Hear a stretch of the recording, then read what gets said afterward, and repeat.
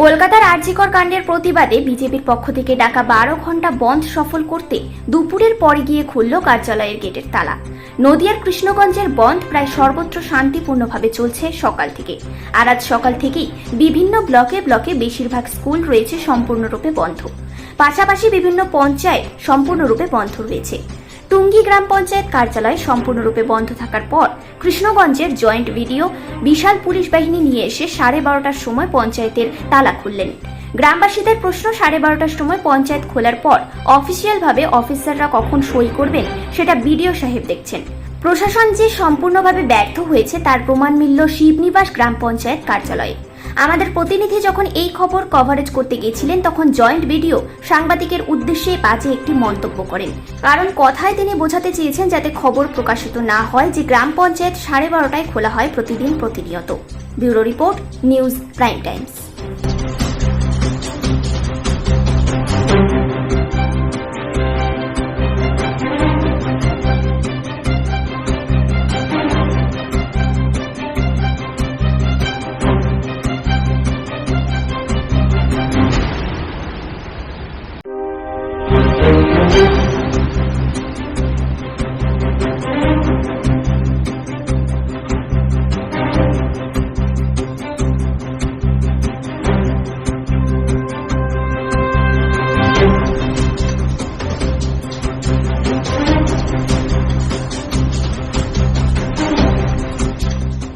আমাদের এখানে আজকে বন্ধ ডেকেছে বিজেপির থেকে।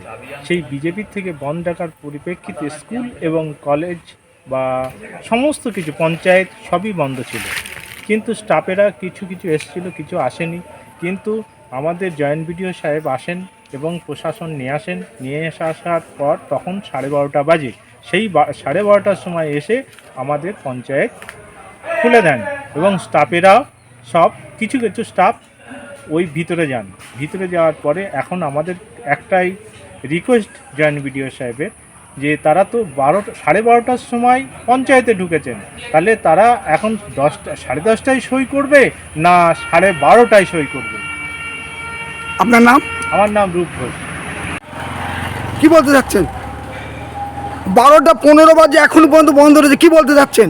শিবনিবাস গ্রাম পঞ্চায়েত তালা খোলেনি, এখন স্টাফেদেরকে ঢুকিয়ে কি 10টায় সই করাবেন? Head of office video Krishnaganj যা বলার উনি বলবেন। না, আপনারা এসছেন, আপনারা তো দেখছেন বন্ধ রয়েছে, কি বলবেন? হেড অফ অফিস এবং মিডিয়া পার্সন ভিডিও কৃষ্ণগঞ্জ যা বলার উনি বলবেন।